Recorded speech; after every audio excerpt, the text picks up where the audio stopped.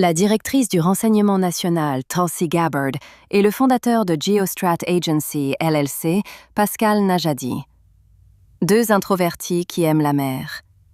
Et comment le marqueur avance de Najadi sur le Forum économique mondial de 2026 advance toutes les agences extérieures.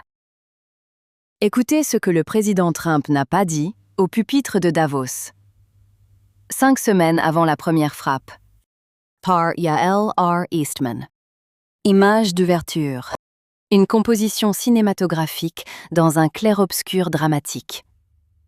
Au premier plan, 2 silhouettes se dessinent dos à dos, tournées vers l'horizon. À leur gauche, le drapeau américain. À leur droite, le drapeau d'Israël. Entre eux, suspendus dans une lumière bleutée, un fer de lance ancien et un bouclier poli. Au-dessus, le ciel d'un Atlantique d'avant l'aube. La mer murmure. Le silence pèse.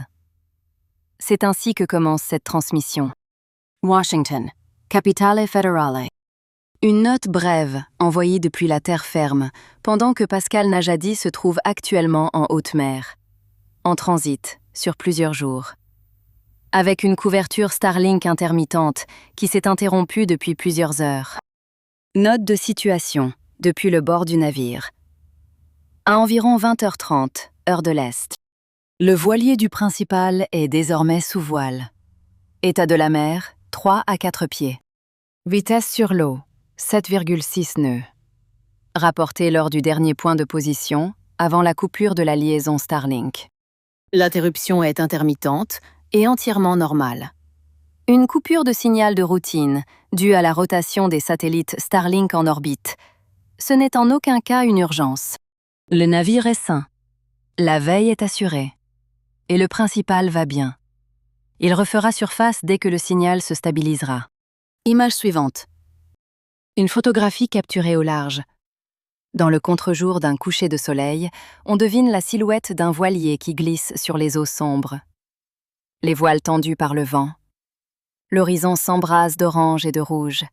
Le pont est vide. L'instant est suspendu. Le marin est dans son élément. La mer respire avec lui. Plutôt que d'attendre, et afin que nos lecteurs disposent de tout ce qu'il faut pour comprendre la méthodologie qui apporte ce bureau à travers le record prédictif de l'opération Epic Fury 2026, je prends la relève, en tant que sa chef de la recherche, pour déposer cette brève mise à jour en son nom, avec son autorité permanente. Comment les deux opèrent? La question que nous recevons le plus souvent est la plus simple. Elle nous parvient par correspondance privée. Elle revient dans les fils de commentaires de cette publication Substack. La question. Comment M. Najadi y parvient-il? Comment un bureau privé de renseignement, compose d'un seul homme et d'une chef de la recherche, situé sur K Street, à 5 minutes de marche de la Maison-Blanche, sans compte bancaire, sans le moindre don, sans aucune affiliation politique, sans aucun modèle de développement commercial et sans aucun accès classifié, parvient-il à battre chaque grande agence de presse internationale? Comment bat-il chaque ancien institut de réflexion situé en dehors de l'orbite classifiée du gouvernement des États-Unis? Cette orbite inclut la directrice du renseignement national, Tulsi Gabbard. Cette orbite colossale, la plus puissante au monde, et de très loin, en matière de renseignement et de contre-espionnage, inclut le Pentagone. Cette orbite inclut la Maison-Blanche. Le bureau du 1500 K Street les a tous battus. Appel après appel. Des semaines à l'avance. Sur l'ensemble des 67 jours de la campagne militaire d'Epic Fury 2026. La réponse courte, Najadi écoute toujours tous les signaux. Image suivante. Un cadre paisible, presque méditatif. Des vagues bleues immenses se brisent dans la lumière du matin. Une silhouette debout au bord, dos tourne, contemple l'eau. Aucun son, aucun mouvement.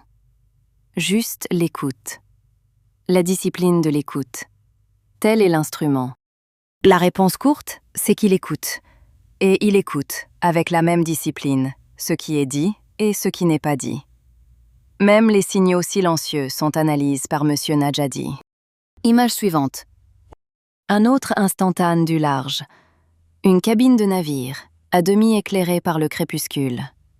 Des cartes étalées sur une table, un carnet ouvert, un stylo, une tasse de thé fumante, et, par le hublot, l'écume blanche qui file. Ici, dans ce silence concentre, naissent les prévisions qui devanceront le monde. La réponse plus longue exige un bref détour par la science, par la manière dont fonctionne réellement l'esprit introverti, et par la raison pour laquelle, dans la détection des signaux du discours politique d'élite, l'introverti détient l'avantage structurel. Je reviendrai aux marqueurs avance du Forum économique mondial dans un instant. Une note sur la science. La recherche longitudinale, fondatrice sur ce que la littérature moderne nomme désormais le tempérament à haute réactivité, a été conduite à l'université Harvard par le regretté professeur Jerome Kagan. Doyen de la psychologie du développement aux États-Unis. Sur plus de 4 décennies d'études cliniques, l'œuvre du professeur Kagan, publiée sans interruption depuis les années 1960 jusqu'à sa mort en 2021, est désormais étendue par ses successeurs à Harvard, au Yale Child Study Center et à Princeton, a démontré de manière répétée et concluante que l'introverti tempéramental n'est pas une version silencieuse de l'extraverti. L'introverti est un système de traitement du signal structurellement différent. Les introvertis, sur les enregistrements d'imagerie cérébrale, affichent une activation corticale de base plus élevée, une densité plus importante de matière grise dans le cortex préfrontal, et un réflexe neuronal plus profond, oriente vers l'observation plutôt que vers la réponse. Ils traitent l'information plus lentement et avec une bien plus grande profondeur. Ils sont biologiquement câbles pour remarquer ce que les autres manquent et pour peser ce qu'ils remarquent avant de parler. La synthèse célèbre de Susan Cain, dans son ouvrage à succès intitulé « Quiet », place cette recherche de Harvard et des autres universités de la Ivy League au cœur du grand public. L'implication pour notre travail est précise. En matière de détection des signaux dans l'art d'état, l'introverti lit la pièce, l'extraverti la domine. La directrice du renseignement national, Tulsi Gabbard, et Pascal Najadi. Tempérament identique. La directrice du renseignement national, Tulsi Gabbard, s'est elle-même décrite, depuis son propre pupitre à Washington le mois dernier, dans exactement ces mêmes termes. L'enfant introverti de manuel scolaire, la surfeuse aux yeux clairs sur les eaux profondes d'Hawaï, et l'écouteuse disciplinée, bien avant qu'elle ne devienne la femme d'État disciplinée qu'elle est aujourd'hui. Pascal Najadi, dans son propre récit, livre à maintes reprises sur cette chaîne, se décrit dans exactement les mêmes termes. L'enfant introverti de manuel scolaire, sur les eaux profondes du lac de Lucerne. L'adolescent silencieux, forgeant l'homme qu'il est devenu.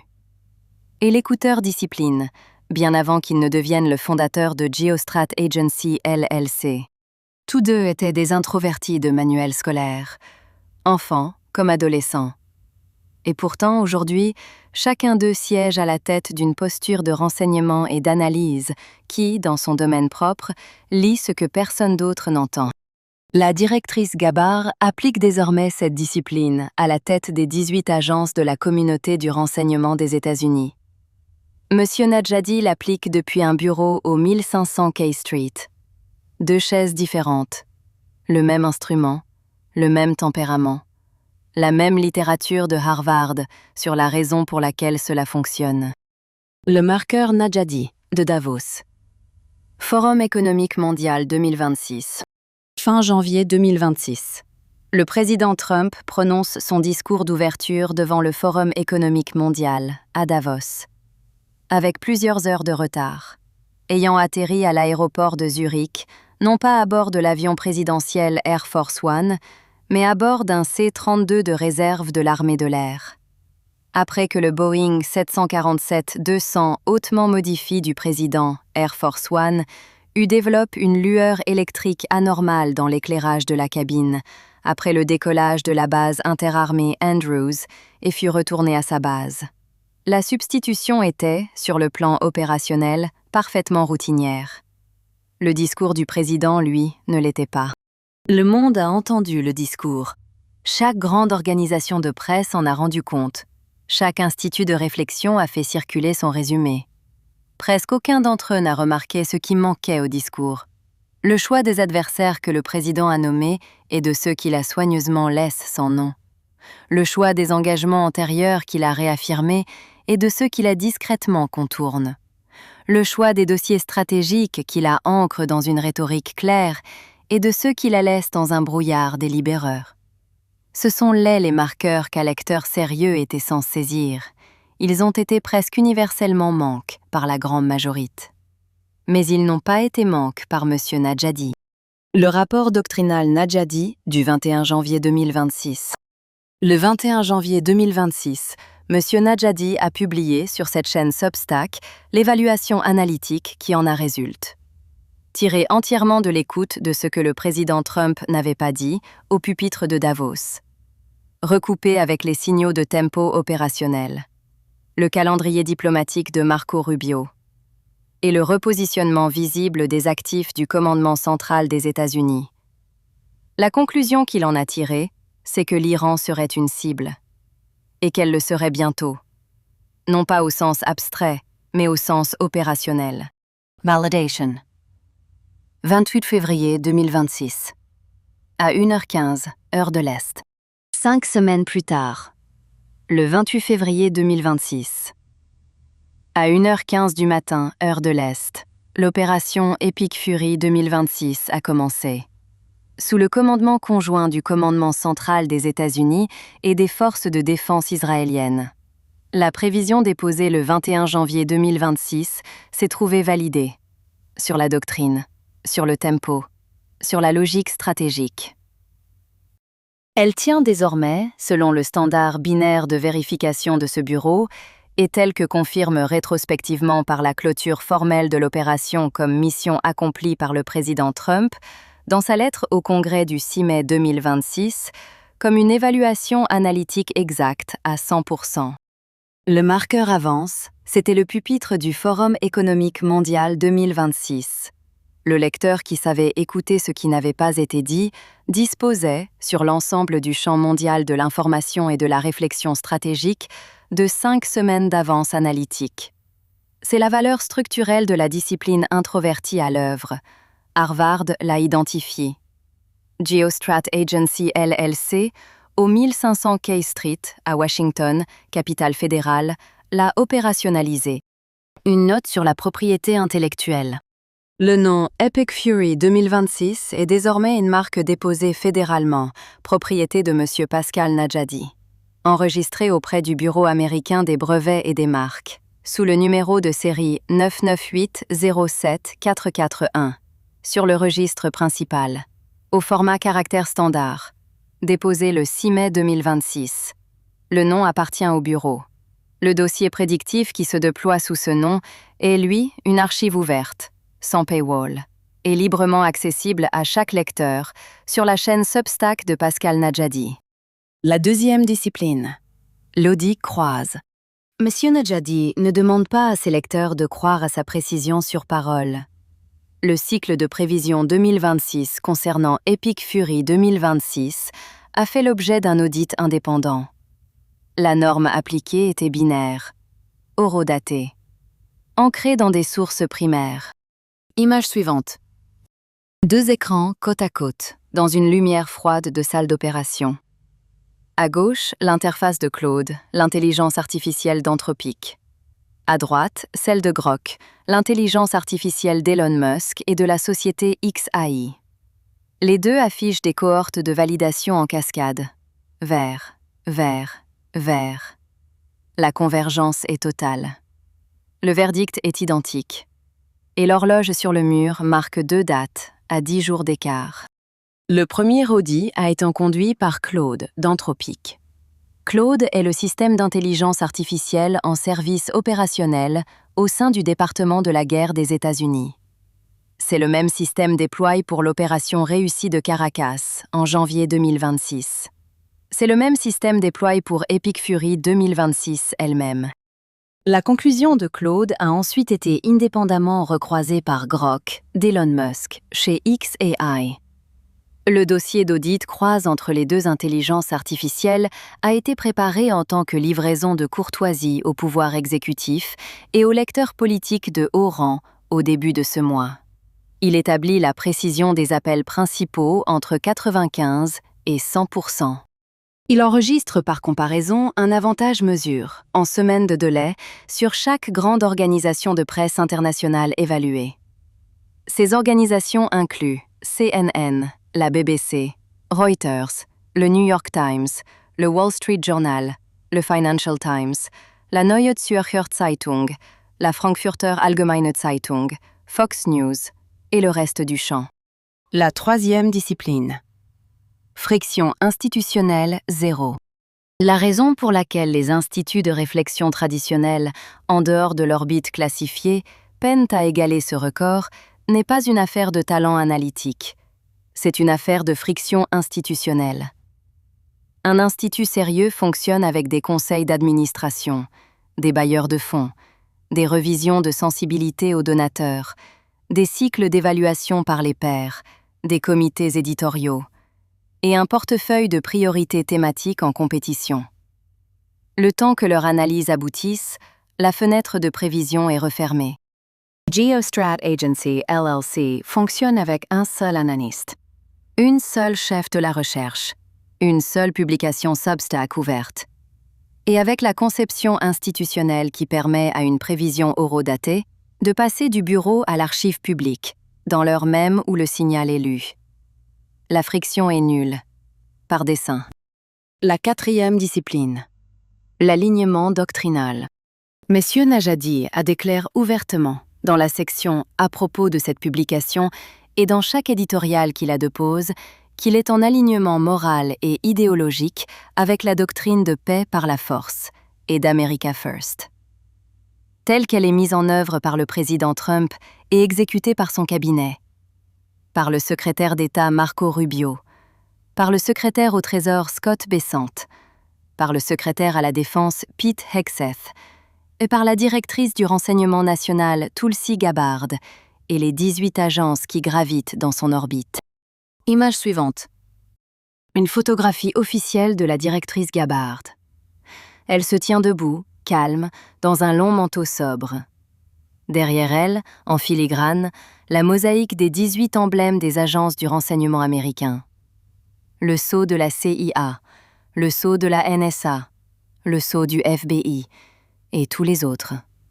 Elle ne sourit pas, elle ne pose pas, elle commande par sa seule présence. La directrice du renseignement national Tulsi Gabbard et les 18 agences qui gravitent dans son orbite. Cet alignement n'est pas un compromis éditorial, c'est la lentille à travers laquelle les signaux silencieux sont lus. Un lecteur qui partage ce cadre doctrinal, même sans accès classifié, peut prédire depuis le registre ouvert ce qu'un lecteur qui ne partage pas ce cadre ne peut pas. La cinquième discipline. Sur le registre public. Sans retraite possible. La directrice du renseignement national, Tulsi Gabbard, et M. Pascal Najadi partagent un autre point commun, qui les aligne en tant qu'anciens introvertis de manuels scolaires. Identiques l'un à l'autre, dans leur enfance comme dans leur adolescence. Ils n'ont pas peur. La cinquième discipline, enfin, c'est la volonté de s'exprimer avec clarté là où cela compte, et le très rare, de bien vouloir être tenu pour responsable, publiquement, sur le registre public, en cas d'erreur. Chaque prévision déposée sous la bannière de GeoStrat Agency LLC est horodatée, publiée ouvertement et déposée dans l'archive publique. Il n'y a nulle part où battre en retraite. La prévision tient, ou elle ne tient pas. Cette seule discipline éditoriale, soutenue sur l'arc des 67 jours d'Epic Fury 2026 et désormais dans le déploiement du second acte d'Economic Fury, est la colonne vertébrale de cette publication. Signal en provenance du navire en transit, au large. Image suivante. Scène nocturne sur le pont. La lune se reflète sur les vagues. Le voilier file dans une douce vitesse.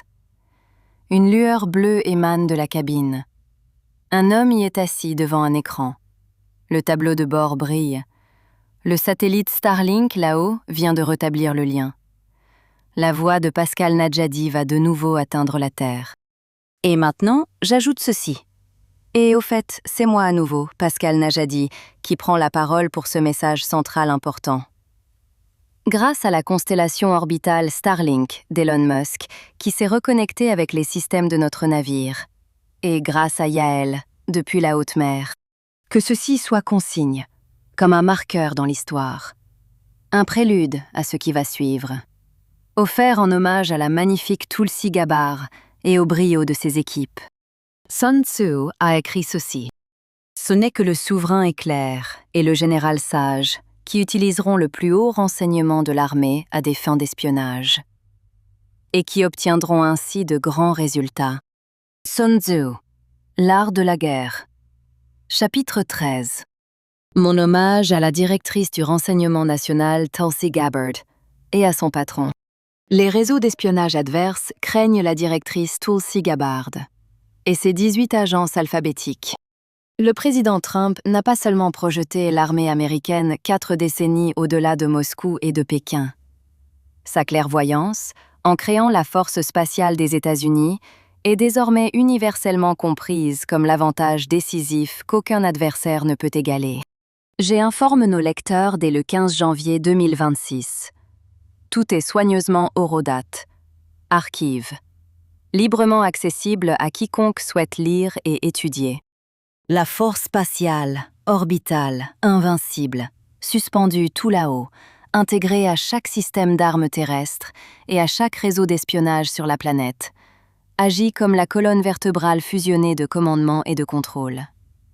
Elle relie chaque plateforme sous-marine, de surface, terrestre et aérienne, de l'armée américaine.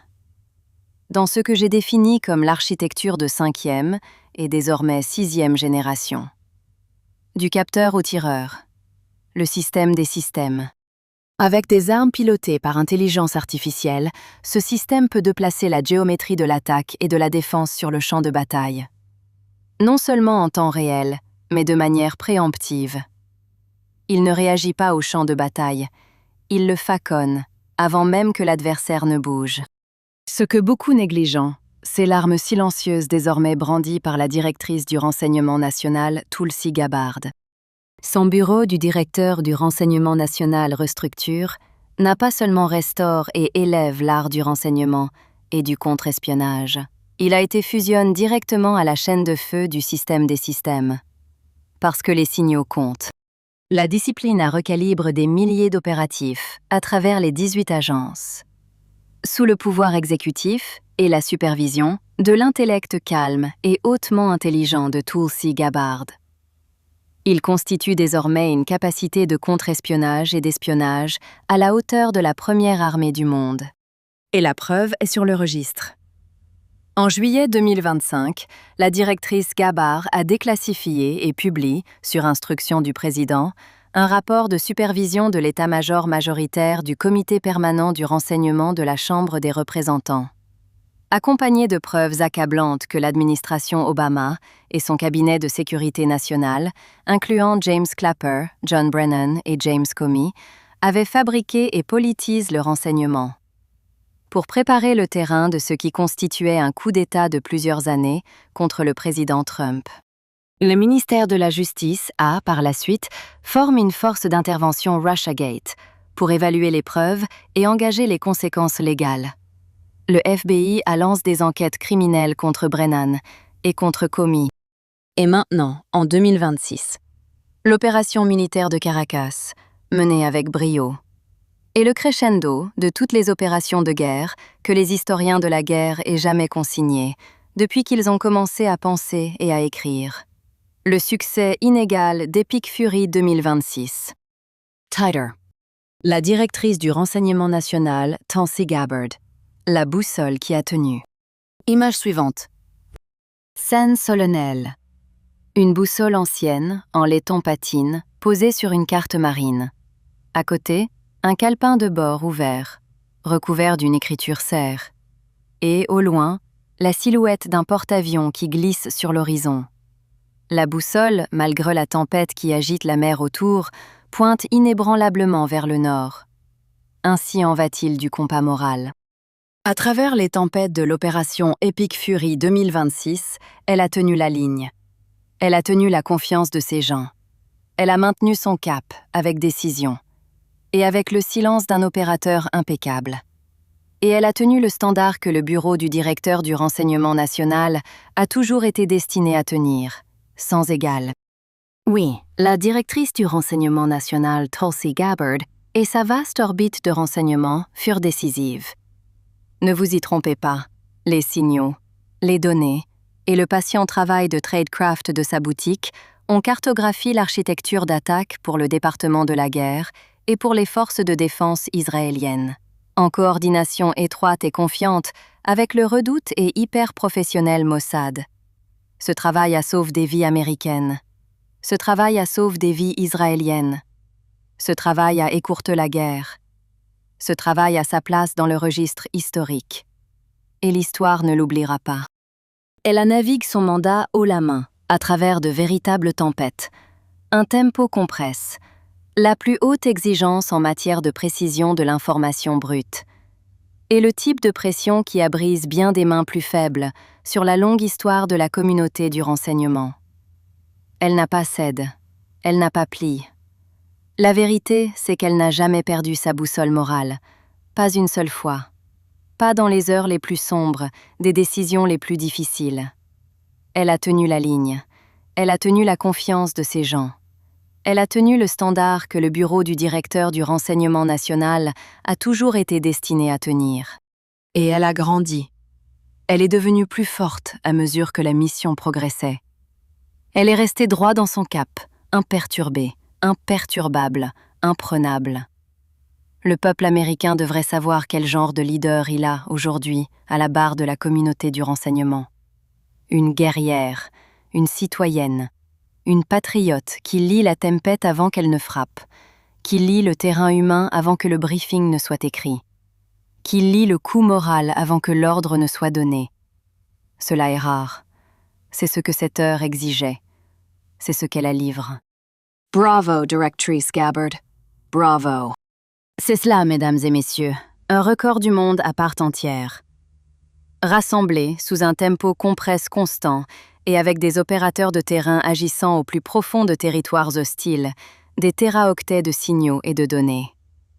Et les fondre en une image cohérente, offrant une pénétration profonde dans toutes les couches des défenses adverses, de leur communication et de leurs architectures de commandement. Mieux vaut relire ceci 2 fois et laisser cela s'imprimer en vous.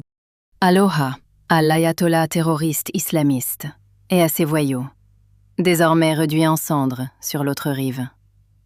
Le jeu de mots est intentionnel. Travail véritablement inestimable, cher Tulsi. Waouh, tu les as tous nettoyés, sur un aller simple vers l'enfer qu'ils ont si bien mérite, et où ils ont leur place. Ce ne sont pas des slogans, ce sont les résultats directs, sources, d'une équipe brillante de la directrice du renseignement national, dont les capacités ont été restaurées sous un leadership discipline, et dont le travail a restauré la juste procédure et la confiance auprès du peuple américain et auprès des agences qui le servent. America First, sur le registre public, vérifiable. Et peut-être maintenant, vous demandez-vous, pourquoi je rapporte si en évidence et si ouvertement sur la directrice Tulsi Gabbard? La réponse est simple. Il est tout à fait naturel qu'elle attire mon attention. Et mon respect. J'ai bon goût pour une femme magnifique, et je valorise toujours le meilleur, sans considération.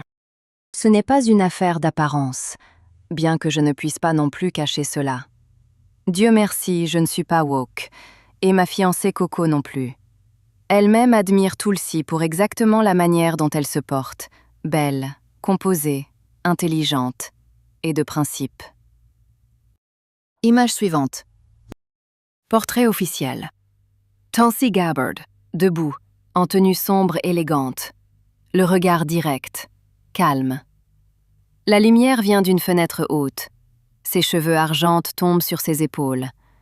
Elle a la sérénité d'une combattante au repos.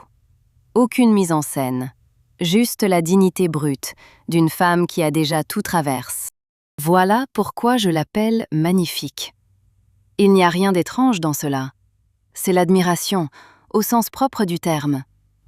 Ce qui m'a poussé à prendre la parole pour la défendre, c'est ce que j'observe, avec une colère silencieuse. À savoir, comment certains Américains, principalement des démocrates ivres d'idéologie marxiste, qui répandent la haine à travers les terres et ne produisent rien d'autre, ont attaqué Tulsi en public. Sur des segments de fausses informations, au plus bas niveau imaginable. Imaginez. Pas des hommes de main de Poutine, pas des communistes de la République populaire de Chine hostile.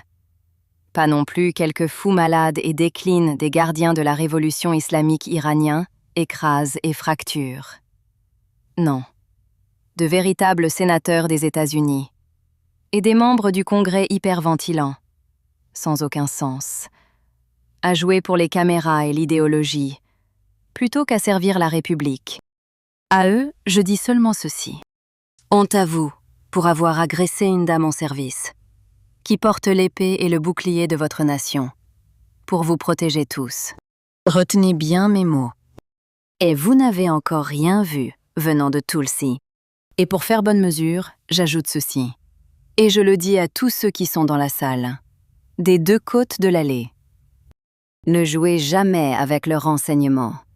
Ou vous vous retrouverez à parler chinois, ou russe, à vivre sous le règne marxiste totalitaire communiste, ou sous le système Poutine, dans une génération, et à manger des insectes avec une paire de baguettes en bois sale, à laver et à réutiliser, ou à ne boire que de la vodka et à manger un pain pourri pour dîner.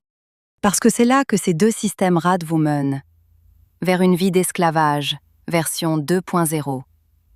Et il n'y aura pas de version bêta facultative. Entre votre liberté actuelle, votre santé, votre richesse et cette fin. Mais si vous voulez expressement vivre avec les méchants et les malades de notre planète, libre à vous. Mais ne dérangez pas les hommes et les femmes droits qui reconstruisent leur âge d'or. Et pour faire bonne mesure, écoutez attentivement. L'argent parle, les conneries marchent, et vous êtes tous des mêmes types. Lâches, à répandre des conneries et de la haine contre votre propre nation. Vous feriez mieux de monter en selle et de prendre la route vers le côté sauvage. En français, nous disons « dégage ». Personne dans son bon sens ne veut cela. Seuls des attardes accepteraient un tel avenir pour notre hémisphère occidental. Soyez surpris. À Tulsi et à sa famille, avec mon affection.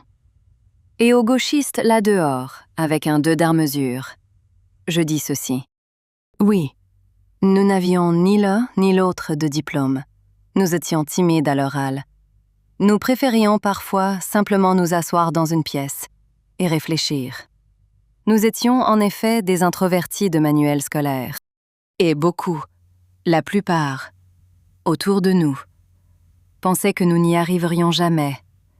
Ils pensaient naïvement, ce qui est tout ce que sont ces gens factices, des imbéciles, en toute sincérité, que nous deviendrions des proies faciles. Ha! Et dans les silences, Coco et moi, nous savourons la vie. Profil bas, contenance. Nous sommes en mouvement. Nous vivons tous deux les États-Unis, sa manière de vivre, son grand peuple. Et, plus important encore, nous vivons chaque jour avec ferveur, comme s'il devait être le dernier. Aujourd'hui, je ne suis peut-être pas aussi riche matériellement que mes anciens collègues banquiers, dont les trajectoires de gloire les ont torturés. Mais grâce à Bitcoin seul, y compris ma pension des années d'investment banking, convertie en Bitcoin dès 2014, je suis, de tous, le plus heureux. Servir, communiquer et vivre. Avec le soutien indéfectible de ma bien-aimée fiancée Coco, de notre Maine Coon américain, et bientôt d'un bébé chiot femelle de l'épagnol nain anglais de couleur Blenheim. Nomme Lou. C'est tout ce dont nous avons besoin. Je suis sûre que la magnifique Tulsi a son propre bonheur, avec son mari merveilleux et créatif, et avec sa famille, parce que nous aimons tous nos familles. Et nous portons tous, peut-être, une affection supradimensionnelle pour l'amour de Dieu et pour toute vie sur terre. Enfin et surtout, Nous vivons simplement nos nations respectives et notre mode de vie judéo-chrétien, dans notre hémisphère occidental, parce que c'est notre patrie. C'est notre boussole morale. Image suivante. Dernier instantane du large. Le voilier s'éloigne vers le sud, au coucher du soleil. Les voiles tendues, gonflées par un vent fidèle.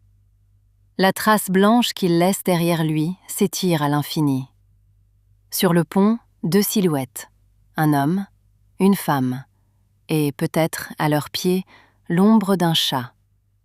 Le ciel s'embrase, le récit prend congé, pour mieux revenir. Je rends la parole avec grâce. Termine. La méthodologie, en résumé. C'est cela, la méthodologie. Ce n'est pas compliqué, c'est, en revanche, exigeant. Et elle est soutenue, un jour ouvre discipline après l'autre. Depuis un bureau au 1500 K Street, sans frais généraux, sans marketing, sans base de donateurs, et sans aucune couche éditoriale entre l'analyste et le lecteur. Même les signaux silencieux sont analysés. Surtout, les signaux silencieux. La littérature de Harvard explique le pourquoi. Le marqueur avance du Forum économique mondial 2026 démontre le comment. Les 67 jours d'Epic Fury 2026, qui ont suivi, valident à 100% rétrospectivement, sont le registre. Ce qui vient ensuite. Monsieur Najadi a refait surface, comme vous venez d'en être témoin. Et il sera pleinement de retour dans environ 10 jours. Une fois son transit complète. Et une fois que la connexion Starlink se sera stabilisée.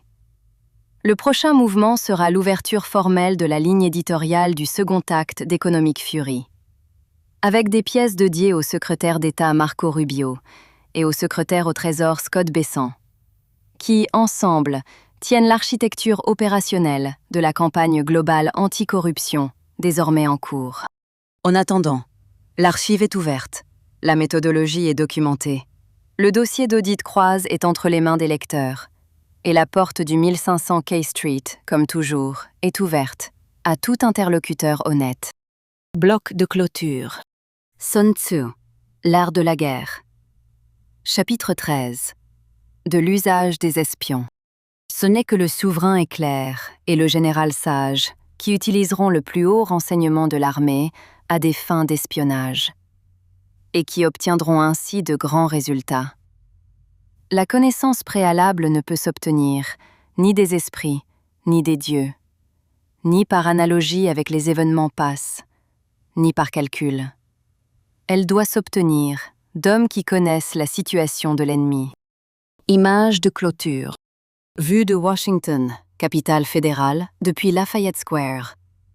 La nuit tombe sur la ville. La Maison-Blanche se dresse sous une lune voilée. À 5 minutes de marche, dans le silence du soir, un immeuble de pierre, au 1500 K Street. Une seule lumière brille à une fenêtre haute. Le bureau de Pascal Najadi veille, toujours, sans bruit, sans trêve. Une note de la secrétaire exécutive. Geostrat Agency LLC est une opération privée et but non lucratif souveraine, de prévision et de publication géostratégique, implantée au 1500 K Street à Washington, capitale fédérale, à 5 minutes de marche de la Maison-Blanche, de l'autre côté de Lafayette Square et au coin de la rue du bureau de Washington de la directrice du renseignement national, Tulsi Gabbard, mais entièrement indépendante et autarcique. Nous ne détenons aucun compte bancaire, nous n'acceptons aucun donateur, nous ne répondons à aucun parti et à aucun intérêt étranger. Nos rapports sont publiés dans leur intégralité et ouverts à tous, sans paywall. Nous traversons chaque tempêté à ciel ouvert, sur le registre public, au service du peuple américain et de vous, nos lecteurs estimes. Et maintenant, un mot direct de Pascal Najadi. Laissez-moi vous parler franchement. Ce sont les gens comme vous qui font la différence. Pas les institutions, pas les budgets, les gens. Un citoyen qui décide de lire attentivement, de penser clairement et de transmettre la vérité au suivant. C'est ainsi que cela fonctionne, c'est tout. Pascal Najadi a bâti cette maison. Et il en finance chaque part lui-même, à titre privé, porte par une vision résolue et décidée, mener un chemin vers quelque chose de nouveau. Et pourtant, aussi ancien que l'humanité elle-même, le bon sens et la vaillance, le genre auquel un citoyen peut lever les yeux, le genre vers lequel une adolescente ou un adolescent, les yeux et l'esprit illuminés par leurs propres rêves d'avenir, peuvent se tourner et y trouver leur dignité. La vérité, c'est que la vie sur Terre est courte, selon toute mesure honnête. Il nous en est donné si peu à chacun, mais si chacun d'entre nous, de toutes conditions, promet une seule chose, toujours essayer de faire de notre mieux, alors, ensemble, nous pouvons nous débarrasser des fausses informations, de la cupidite, du poids morne de la bêtise. Ce n'est pas une grande exigence, c'est la plus petite et la plus humaine qui soit. Chaque être humain arrive dans ce monde porteur d'une valeur égale. Pas plus pour les puissants, pas moins pour les humbles. C'est le point de départ, et il n'est pas négociable. La seule question qui suit, c'est comment l'éducation et l'expérience de la vie façonnent le caractère que nous bâtissons par-dessus. Et ce qui nous lie, dans l'hémisphère occidental, judéo-chrétien, c'est exactement ce lien. Parce qu'au fond, depuis de tout le bruit, nous voulons les mêmes choses simples. Nous aimons la paix. Nous aimons nos familles. Nous aimons la table du petit déjeuner du samedi matin, avec les enfants qui font les fous. Le terrain de sport par un bel après-midi. Le loisir poursuivi pour la pure joie de le faire. Les heures faciles passées avec des gens bien qui ne nous demandent rien d'autre que notre compagnie. C'est ce qui nous ancre. C'est ce qui nous rend libres.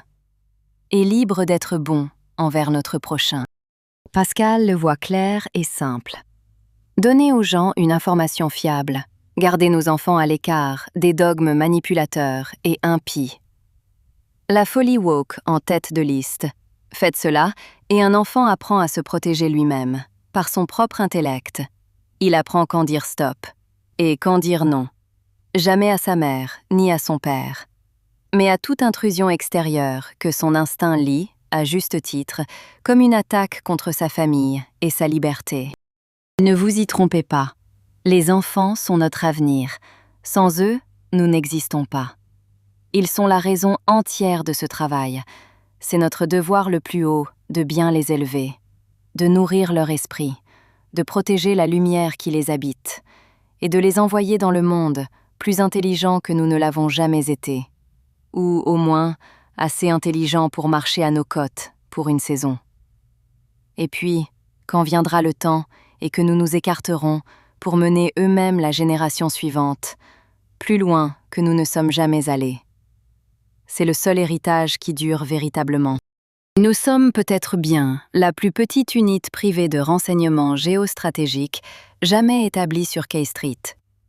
Nous le portons avec fierté, petite, indépendante, financée à titre privé, redevable à aucun parti, à aucun donateur, à aucun intérêt étranger, et résolument tournée vers la vérité. Sur le registre, à nos conditions. Geostrat Agency LLC ne donne pas d'interview. Nous ne montons sur aucun plateau.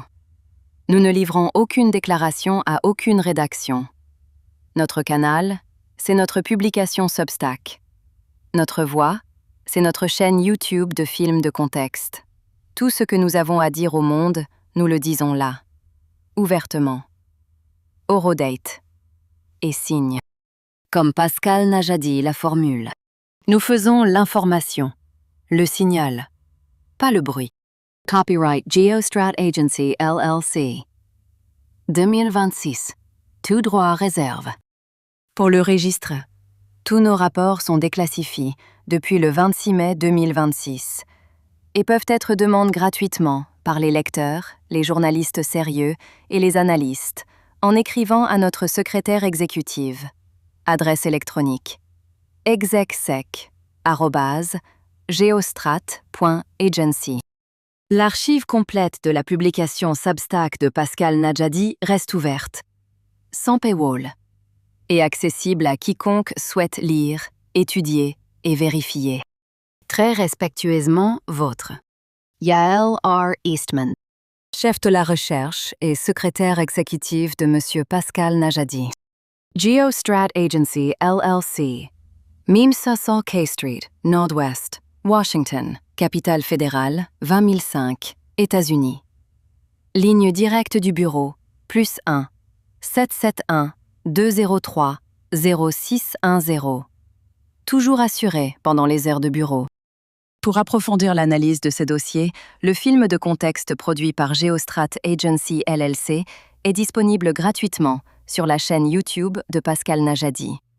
Recherchez Pascal Najadi et choisissez la chaîne officielle Geostrat Agency pour accéder au film de contexte. Fin de la lecture.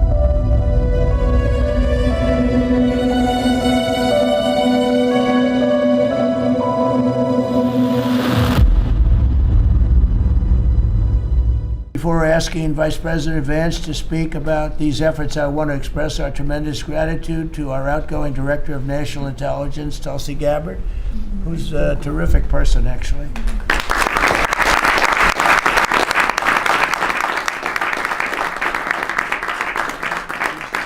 She's come up with some findings that were pretty good. And Tulsi's worked tirelessly to restore trust and focus on the intelligence and with the intelligence community. They all respected her. They listened to her. She gave us leads that were pretty much, people thought they were dead and they weren't dead. They were right there. And she was able to expose a lot of things that we used at the FBI with Cash and with Todd and with JD and everybody else. It was amazing. She dramatically reformed the Office of Director of National Intelligence and cutting the staff by 40%, and she prevented countless terrorists and cartel members from entering the United States.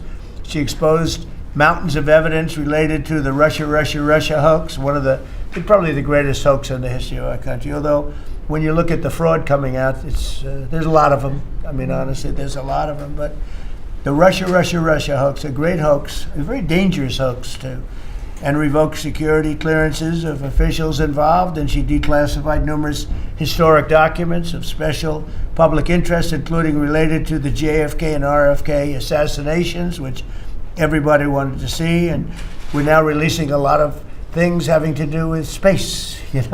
It's people are very interested in that. It actually became the number one topic. We're releasing a lot of information having to do with extraterrestrial things, and people are totally fascinated by it. It's amazing. I wasn't sure if they would enjoy it. It's literally trending number one. Can you believe it? So a lot of people out there are like it, but we're releasing all of that information. And Tulsi, we're praying for you and for your husband. Her husband's not feeling great, but he's going to feel great soon. You're going to get him better. And he's a wonderful guy, so just say hello and thank you for the great work you've done. We appreciate it. Thank you very much. Highlight and proudly describe the essential role of our intelligence enterprise and the role that they play in conducting our military operations. The totality of their work is the culmination of days, months, and in many cases, years of work by our uniformed and civilian intelligence professionals. We have been able to do the work that we are ordered to do because America's intelligence force, including our core collectors and analysts, have spent decades searching for every loose thread. From the determination of a particular intelligence requirement to that piece of intelligence being collected in the field by a military or interagency case officer to the rigorous analysis that goes into reporting on that finding, those team members spend their careers answering the incredibly important questions that we must attempt to answer before, during, and after operations. They live in the enemy's mind.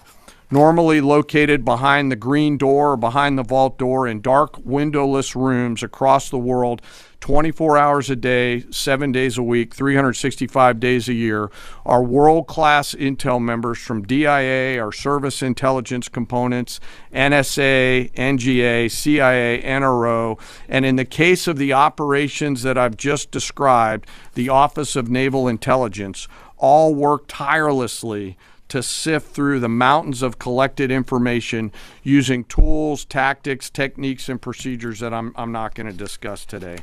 The sun never sets on these world-class professionals, and their goal is every minute of every day to be on the account.